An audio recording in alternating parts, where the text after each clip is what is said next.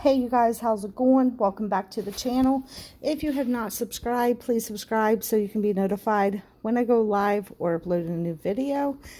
And please like this video. So in this video, we're going to talk about Sean Combs and Cassandra, who usually goes by Cassie Ventura. We all know that Cassie is the ex-girlfriend of Sean Combs, and she ended up leaving him, and she kind of went on her own and went her own way. But then now, sometime later, she is back to what she is going to sue him because she is alleging all types of things. And the things that she is alleging is crazy. Now, in this video, you guys know we are not attorneys. We don't know the law. We don't practice law. But we have our opinions. We have our mouths. We can, we can take the information we have and kind of like form our own opinion on things and kind of ask questions and kind of, think about things such as why now, and a lot of people are asking this, why now? Why did she not do this earlier? Why did she not maybe press charges earlier? Who knows? Maybe she just thought that she would go on with her life and thought that she could do that, but then ended up having issues because of what allegedly occurred. And so, so many people who have went through this, and we have to say allegedly because nothing has been proven yet. But if this allegedly happened to her, this could cause long-term effects, and this is, I believe, why she's doing it now. And that's just my opinion. So when we look at these court documents between Cassandra Ventura versus Sean Combs, Bad Boy Entertainment, Bad Boy Record, Epic Record, Combs Enterprises, LLC, Doe Corporation, there's a lot of businesses that she's including in this lawsuit. And we also see the trigger warning. And I don't know if it's her attorney that put that there because maybe he knew this thing was going to be public and he just kind of wanted to put that warning out there. Who knows? I've never seen that on a court documents,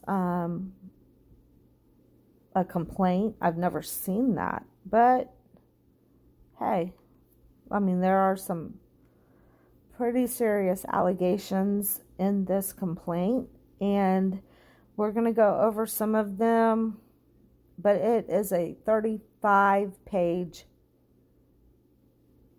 complaint. And so we are going to discuss some of this. In the beginning of it, it talks, it's just a preliminary statement. It talks about how he rose to prominence in the music industry. He received the Lifetime Achievement Award. It also says that in 2022, he received the Lifetime Achievement Award at the BET Awards. And during this acceptance speech, he called out Cassie for holding him down in the dark times, right?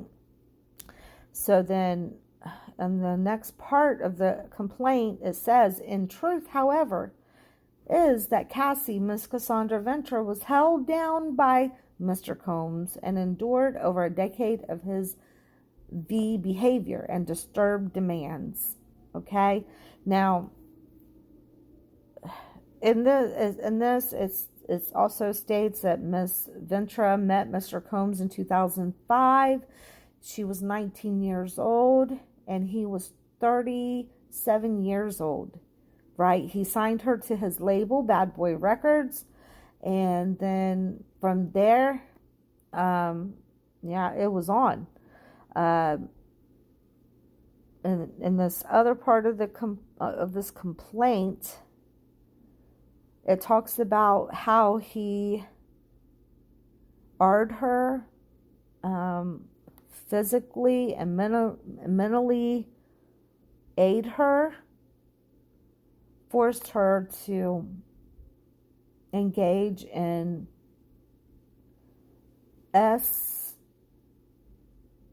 with a male escort, I guess you would say.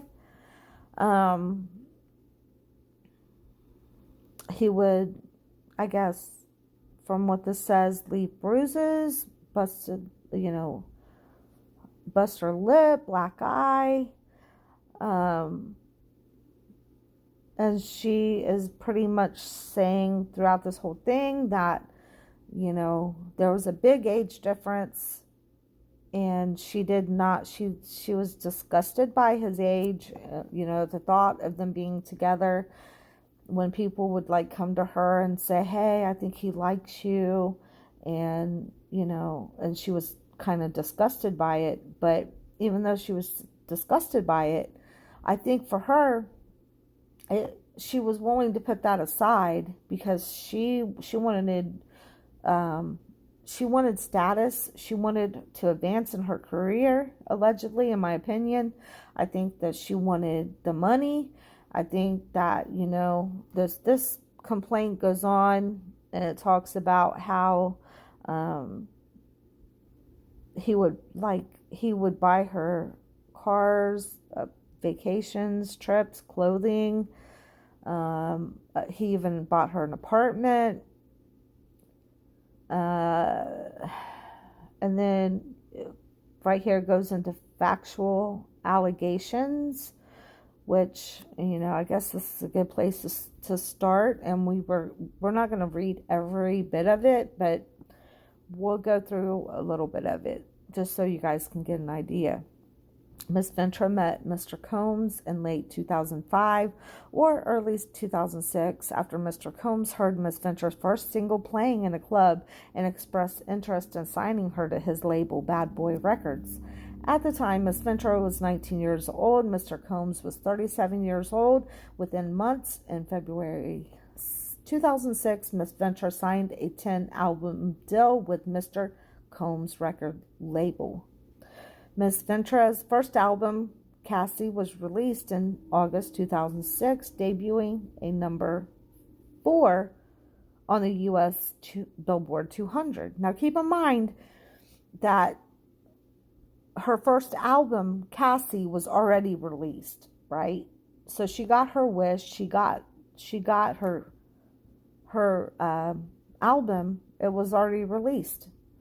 So she went on the MTV and promoted the record.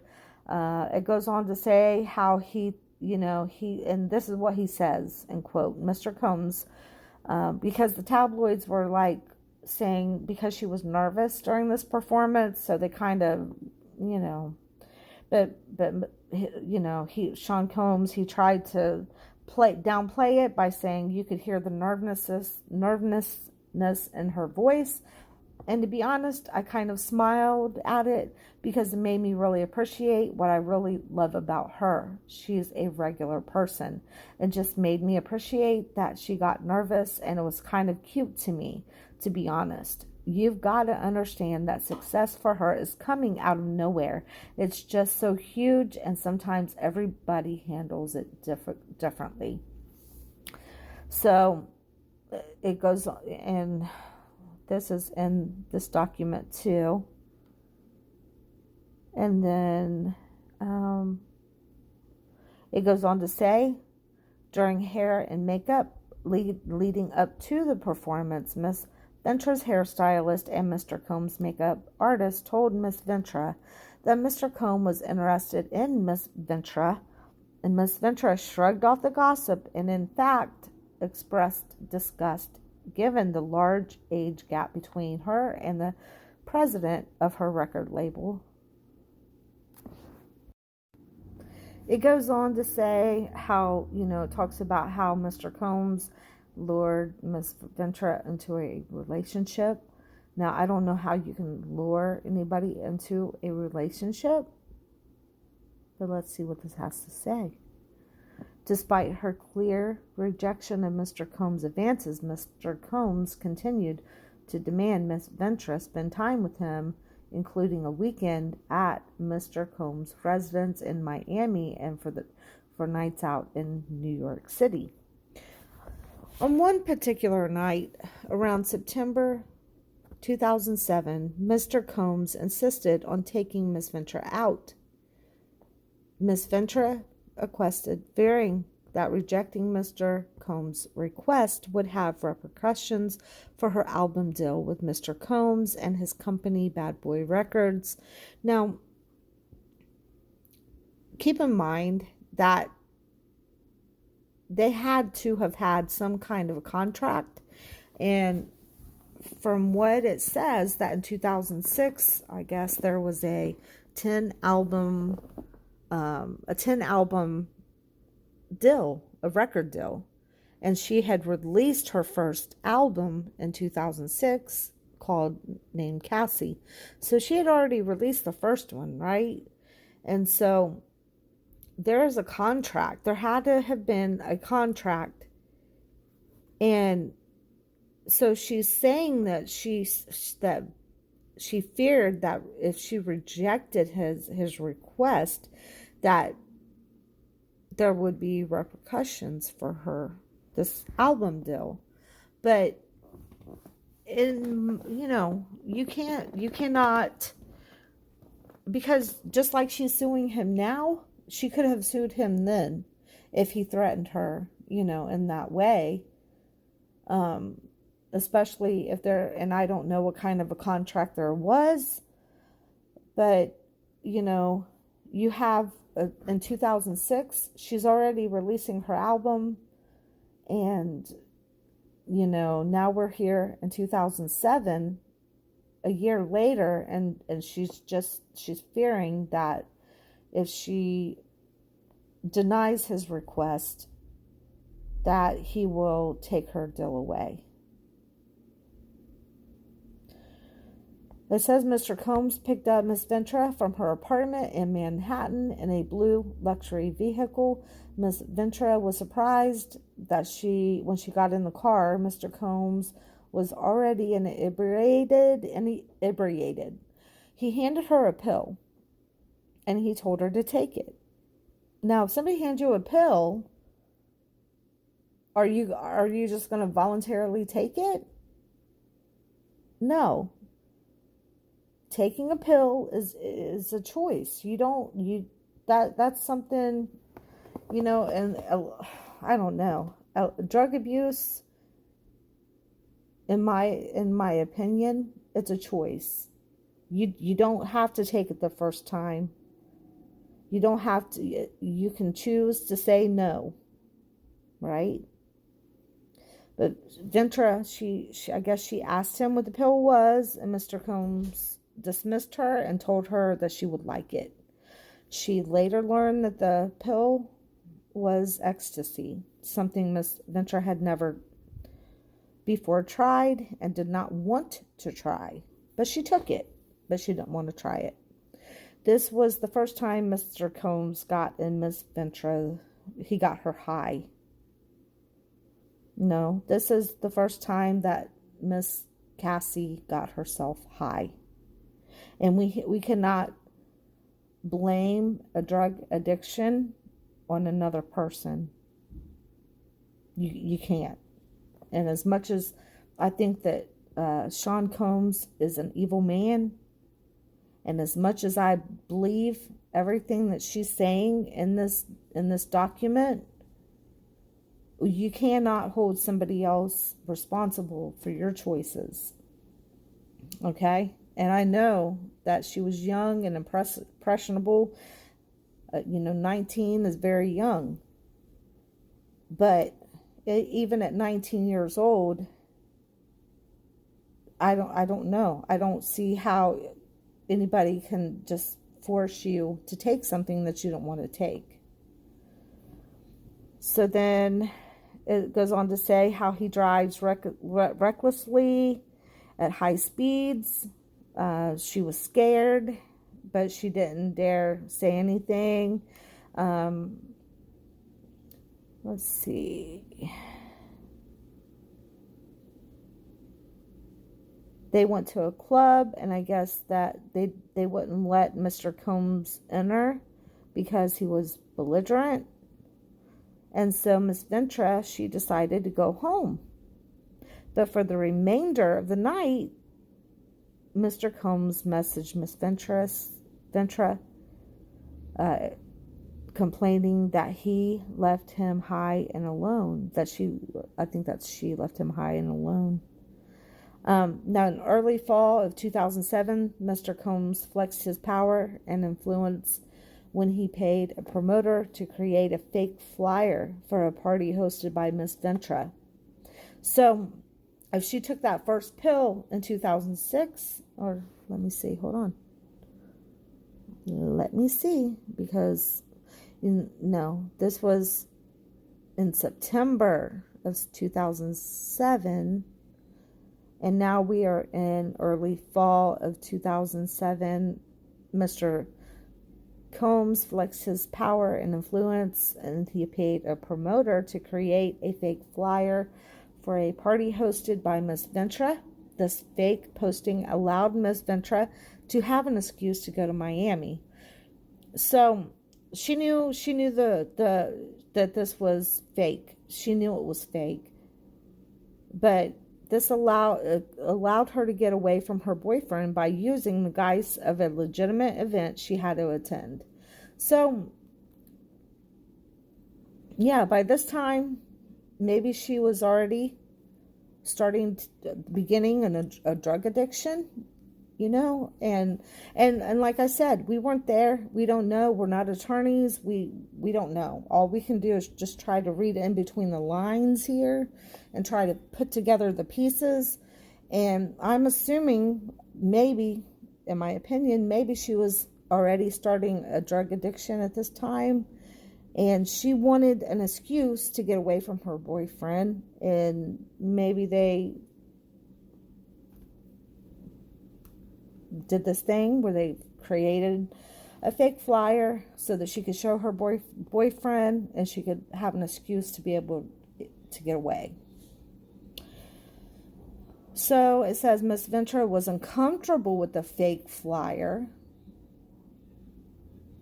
but because the request to go to Miami was made by the owner of her record label, and because she was scared to go against his wishes and faced repercussions to her career, Miss Ventra agreed to join Mr. Combs in Florida.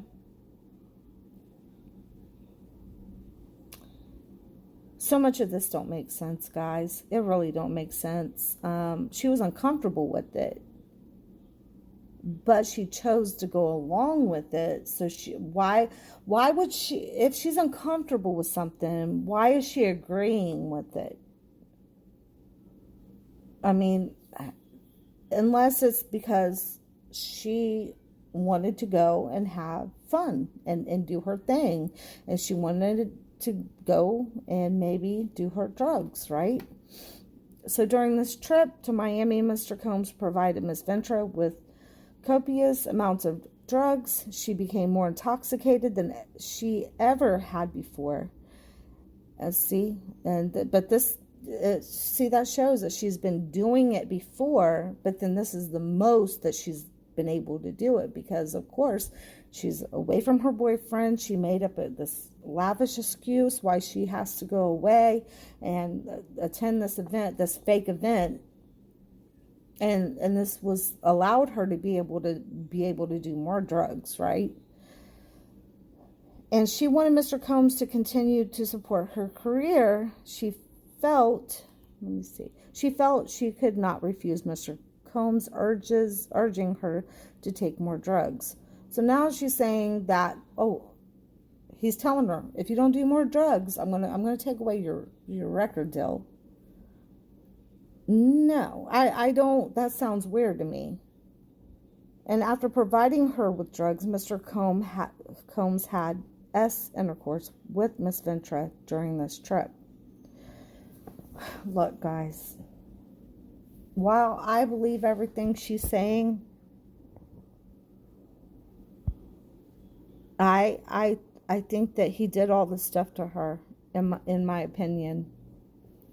But I do believe that I at the beginning, she wanted to be with him. She I don't think she was attracted to him.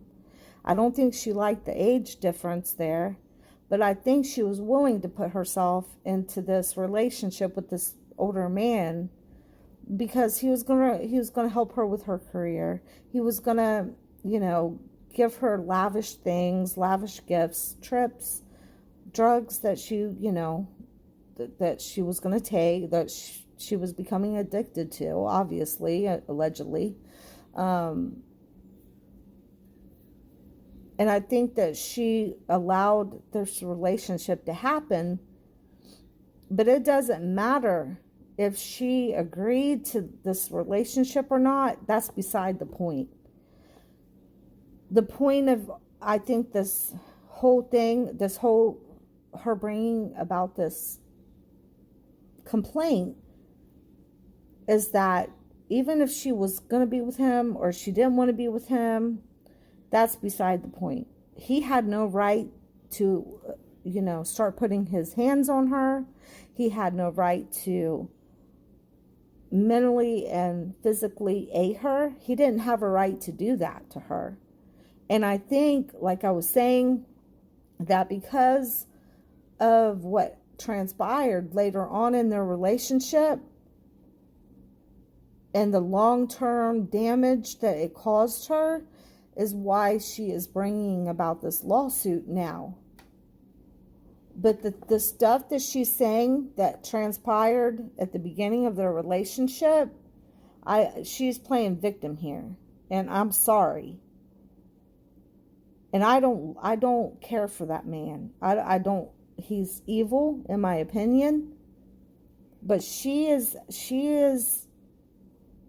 something else too. And this is from what I'm reading here.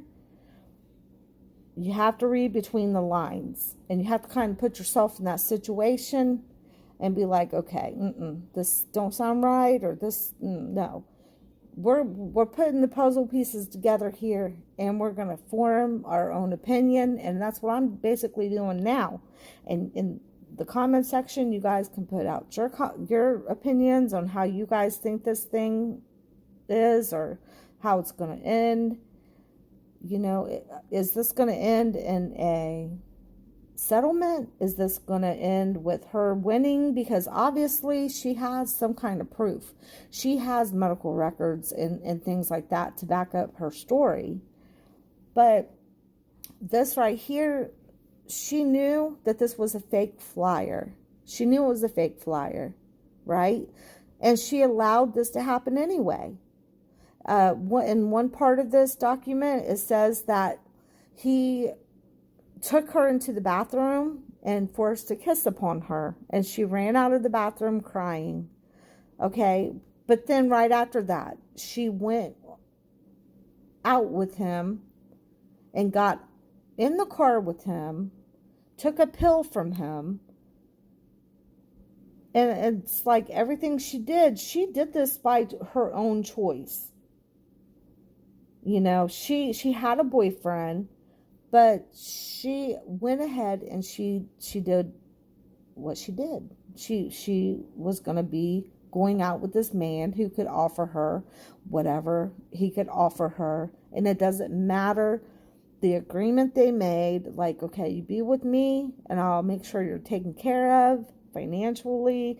That is their agreement. That's whatever they have, right? And that's what I'm here to say, is that they had some kind of like sick, twisted whatever going on. But then it wasn't until later that I guess that other things started to happen. But I think that she's making it look as if he was just this much older man who was taking advantage of her and making her do all of this stuff under the assumption that, okay, he might take away my record deal. Now, is she thinking that he's going to take away her record deal? Or did he come out and tell her, I will do this. I will take away your record deal. I will ruin you. Because, like I said, should have been a contract put in place.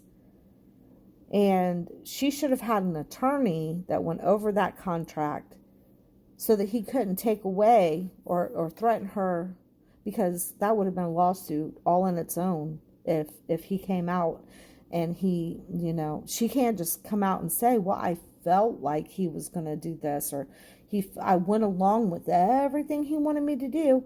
I took the apartment he gave me. I took the car he gave me. It's like she was saying, oh, he gave me a car, but I felt like I had to take it because if I didn't, he would take away my record deal. Okay. If I didn't go on vacation with him, he was going to take away my record deal. That's basically what she's saying, that she felt like if she didn't comply, that he could do this to her. So let's move on. It's a lot here. This is 35 pages, okay?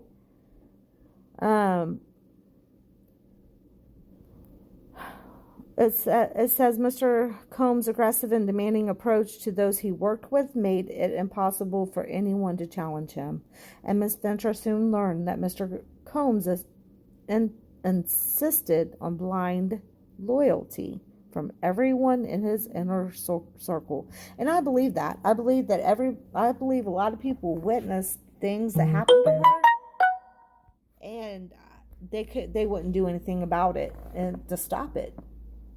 Mr. Combs paid for things with wads of cash and would repeatedly tell Miss Ventra, "Don't worry about money. I have money." Mr. Combs expensed lavish vacations for him and Miss Ventra, purchasing a car. So he was buying her a car, he was paying for her apartment, and provided her with extensive amounts of designer clothing, right? So even with the agreement that they had there, like, okay, she's probably got in her mind, I'm going to use you for my career. I'm going to use you for your money. I like the apartment you got me. I love all these designer clothes. And he probably, in her young mind, she didn't know what that was going to cost her. That was going to cost her a lot. It goes on to say that like I said, he purchased all this designer clothes and things like that. And then in 2009, in 2008 or 9, Mr. Combs began to rent an apartment for Miss Ventra. The apartment was within walking distance of Mr. Combs' New York residence. He first showed Miss Ventra the apartment by bringing her there along with her parents. Miss Ventra's parents were skeptical of the mogul's display of wealth. but proud of their daughter's newfound success. It's saying that compounding this all encompassing intrusion into her life, Mr. Combs secured his control over the young and impressionable Miss Ventra by introducing her to a drug-fueled lifestyle that kept her complacent and compliant. Now, you guys, in this, from what it seems like to me, is they're trying to portray it as this young, impressionable girl, this older man. He is taking advantage of her. He gets her on drugs to keep her doing what he wants her to do.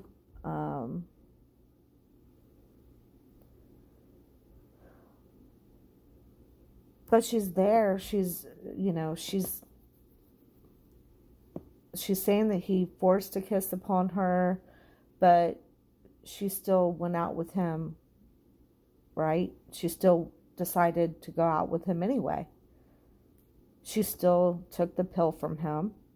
She still decided to go look at apartments with him, and even took her parents with them.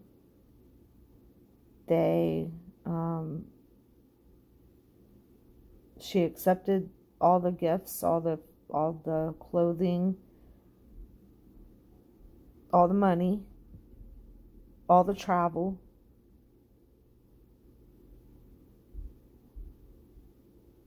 And I think that this, at first, is something that she wanted. I really do. I think she really, she was young. She probably became addicted to drugs.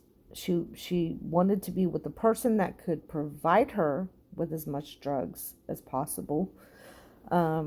She wanted that lifestyle. And I think that the one person, that, I don't know, this is just it's a bad situation all the way around, because while I think that she was in agreement to all of this at first. I don't think he forced her into drugs. I don't think that he was forcing her into doing anything that she wasn't going to do. Because for one thing, and it keeps saying she's so uncomfortable with this and she's not comfortable with that, but she's doing it, she's doing it. She's showing up for these for these trips. She's allowing the fake flyers. At what point do you step up and say, you know what, you're disgusting. You're not going to do that to me. I don't like you like that. I mean, does she really come out and tell him that? I don't think she did. I think she went on to have a relationship with him because she was getting something out of it. He was getting something out of it, but then it became what the issue here is that it became violent. And unfortunately, you cannot, a lot of people say that you don't go years later and then bring on a complaint like this, that you should have done it then. And I've heard a lot of people saying that, but on the flip side of that, I understand why, maybe she never intended to do this, that that she had so many issues that she had no other choice but to do it. Maybe she suffered a lot with this. Like I said, we haven't seen the medical records. We don't know what she's been through. There's a lot of damage that can be caused from an abusive relationship, and long-term effects afterwards. Long years after you leave a relationship like that, you could still have like a lot of a lot of damage, and I think this is why she's doing this. Let's see. So here we go into the part of the complaint where Mr. Combs and Miss Ventra's relationship becomes violent and A. Okay, so it says what started as a whirlwind of celebrity meetings and drug and alcohol-fueled parties, however, quickly turned frightening and violent. Miss Ventra was also exposed to the intense violence that pervaded Mr. Combs' rise to fame. For example, on one occasion when Mr. Combs and Miss Ventra were using drugs together in his home, one of his security staff barged in and announced that Suge Knight, a longtime rival of Mr. Combs, was spotted at Mel's Drive-In Diner in Los Angeles. Mr. Combs began to get dressed and retrieved multiple GUNs from a safe and ran out of his home to where he believed Mr. Knight was dining. Miss Ventra became terrified and began to cry. On at least 2 occasions, Mr. Combs demanded that Miss Ventra hold Mr. Combs' GUN in her purse. Miss Ventra had no familiarity with GUNs and was petrified that the firearm would accidentally go off in her purse. There was no clear reason why Mr. Combs required her to hold his GUN, except to reinforce to his young girlfriend, see, they point that out again, young girlfriend, that he was violent, powerful, and dangerous. And I, in my opinion, I agree with that statement. I think he is violent. I think he is powerful, and I think he is dangerous. I really do. But I think he's a little B too at the same time. And I think that the right man that steps up to him could put him in his place, okay? That's just my opinion too. He's a little peepsqueak, okay? I think sometimes people are scared of the wrong people. And I think we have fear over things that we should not have fear over, honestly. Over the next decade, multiple times each year, Mr. Combs would violently beat Miss Ventra, leaving bruises on her body.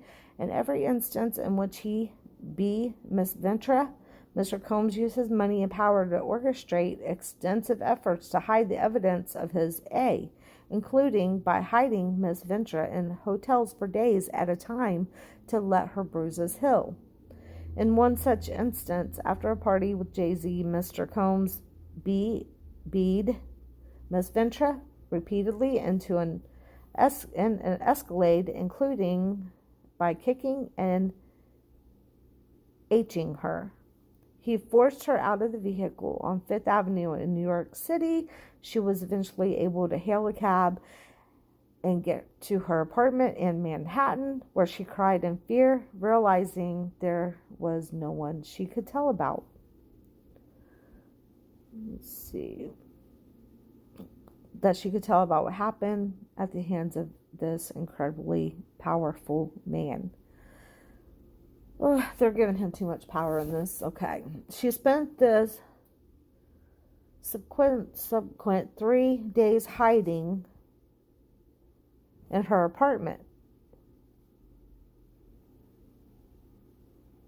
So then in 2009, after Mr. Combs learned that Ms. Ventra spoke to another music manager at a party in Los Angeles, he became enraged. She had hoped speaking to his manager would allow her to further grow her career and that Mr. Combs would be happy for her.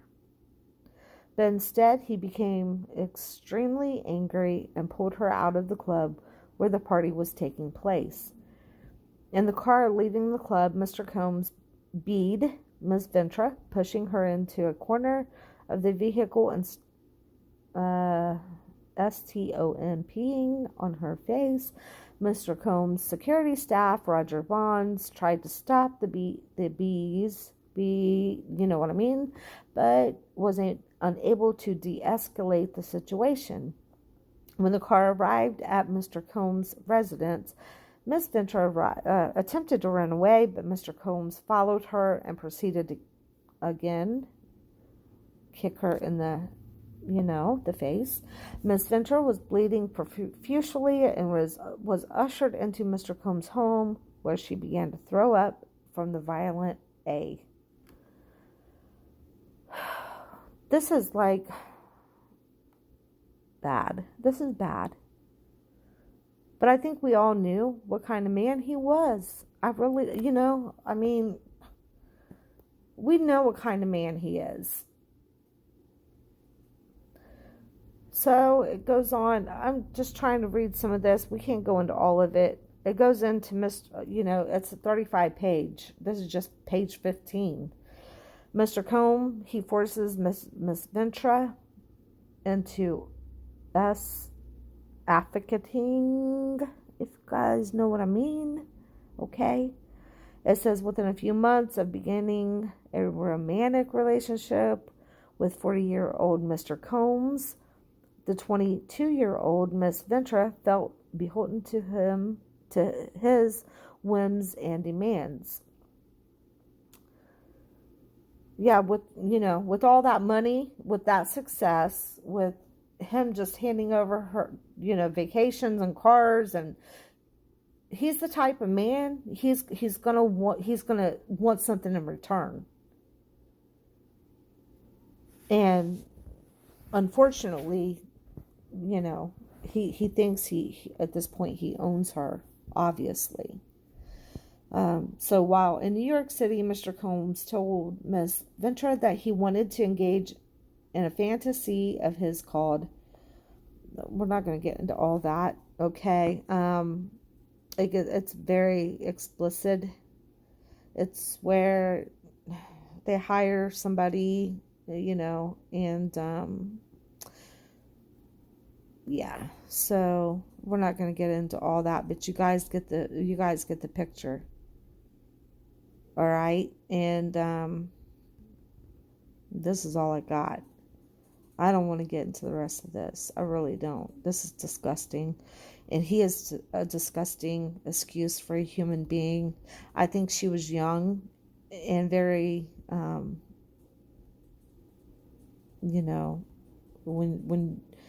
these people get these young women, or even a young man at that age, we can't, because I'm sure it happens to men too, boys too.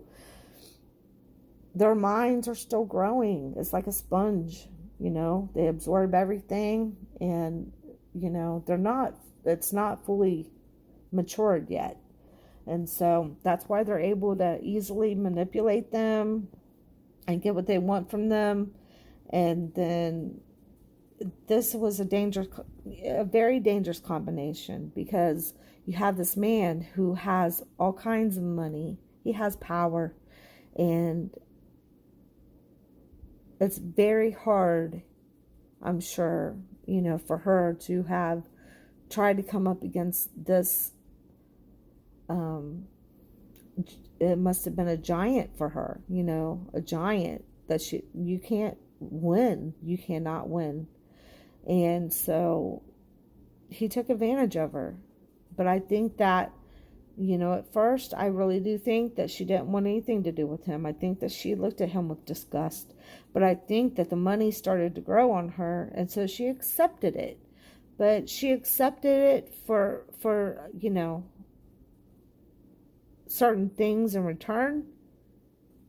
And she probably gave certain things in return, but she did not agree to the A, and when he started to do that to her, it may have really caused a lot of damage that we don't know about. And like I said, we had not seen the medical records. We don't know how damaged she is, trauma-wise, and if this goes to court, I'm sure it's going to come out. But that is where he's in the wrong. he is in the wrong because he never should have put his hands on her. And we all know in the music industry, these are some sick, twisted people. And when you know they go to these parties, they do their thing, but that's their life. That's what they do. But this whole thing right here is all because something happened that she didn't agree with, and that nobody would agree with, and that's called being somebody harming you physically and mentally. That is not what is okay. Now, if she wanted to be with him and take his money, and he wanted to be with her because she could be like a trophy woman to him or whatever, they could have their little disgusting Hollywood life, whatever. But she didn't deserve it, and she did not deserve what he did to her, allegedly. And that is why now, and I think that if she had went on with her life and wasn't affected by it, I don't think we would have this lawsuit right now.